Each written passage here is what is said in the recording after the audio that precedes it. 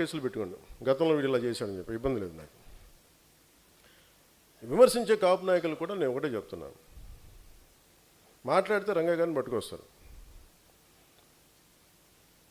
జనసేన కూర్చోబెట్టి టీడీపీ కమ్మాయిలు మాట్లాడుతుంటారు. నేను చెప్తాను, మీరు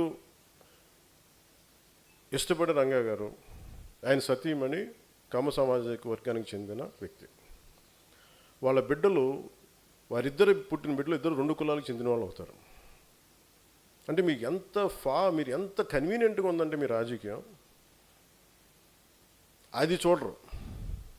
ఆయన బతికున్నప్పుడేమో వైసీపీలో ఉన్న నాయకులందరూ కానీ ఇక్కడున్న నాయకులందరూ కూడా ఆయన బతికున్నప్పుడు ఒక్కళ్ళు మాట్లాడాలి ఆయన గురించి. చనిపోగానే ఈరోజు అందరికీ కోపాలు వచ్చేసింది. ఎందుకంటే మరి ఏం కూర్చోబెట్టి నా మీద పడ్డారు. నేను ఎప్పుడు కులం ప్రస్తావన తీసుకుని నేను ఎప్పుడు రాలేదు. చిన్నప్పుడు ఒక్కొక్కసారి ఒకసారి నేను చీరాల్లో పెరుగుతున్నాడు, అడిగాను మా అమ్మని, అమ్మ మనం ఏమిట్లని అడిగాను. ఎందుకు ఇలా చండాల ప్రశ్న వేసాను మా అమ్మ. దేనికంటే స్కూల్లో మా ఫ్రెండ్ వాళ్ళ ఇంటికి క్లాస్ ఇంటికి వెళ్తే వాళ్ళ అమ్మ అడిగింది, మీరు ఏమిట్లా అంటే, నువ్వు నోరు మూసుకుని నీకు ఇలాంటి అడగను.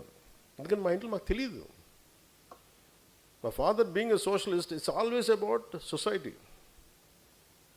మానవత్వాన్ని చూసాం కానీ కులం అనేది ఒక సోషల్ ఫ్యాక్ట్. మనం పుడతాం దాంట్లో ముందు, అంతేగాని దాంట్లో కూరుకుపోం కదా. దాన్ని అర్థం చేసుకుంటాం, గౌరవిస్తాం. కానీ కూర్చోబెట్టి పదే మాట్లాడడానికి విసుగు వచ్చేసింది నాకు కూడా. ఇంకెంతకాలం మాట్లాడతారా మీరు? ఎంతకాలం మాట్లాడతారు? ఒక్కొక్కళ్ళు మీ గురించి చెట్టా విప్పనా? ఒక్కొక్కడి గురించి చెప్పాలా? ఒక్కొక్కడి గురించి తట్టుకోగలరా? నేను మాట్లాడితే నోరు విప్పితే ఇష్టానికి మాట్లాడతారు ఒక్కొక్కళ్ళు. మనోహర్ గారు కూడా రాకూడదు అంటారు, ఆయన కమ్మంటారు. ఎన్నికైన ఎమ్మెల్యేలు అందరూ ఎవరయ్యా? కాపులు లేరా దాంట్లో? నా పక్కన లింగంనేని రమేష్ గారు ఉంటే ఆయన కమ్మంటారు. ఎక్కడో తెలంగాణను పెట్టుకున్న వ్యక్తిని చూసుకుని ఆయన కమ్మంటారు. ఇంకెవరు ఉండకూడదు. ఇప్పుడు హసీనా కూర్చోబెట్టి కాపులండి, ఏం తెలియదు. Thank you.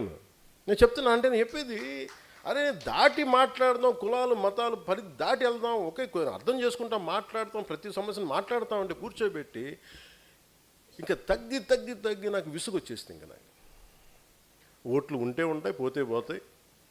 కానీ ఇలాంటి పనికిమాలిన విశ్లేషణలు, పనికిమాలిన ఈ విమర్శలు పెట్టుకుంటే మటుకు చాలా బలంగా సమాధానం ఇస్తాను. ఇది ఫస్ట్ టైము, భవిష్యత్తు అందరి చేత ఇప్పిస్తాను, గుర్తుపెట్టుకోండి. మీ నోళ్ళు మూతపడే వరకు, ఇంకొకసారి నా గురించి మాట్లాడాలంటే మీ నోళ్ళు మూతపడే వరకు అందరి చేత మాట్లాడిస్తాను, గుర్తుపెట్టుకోండి.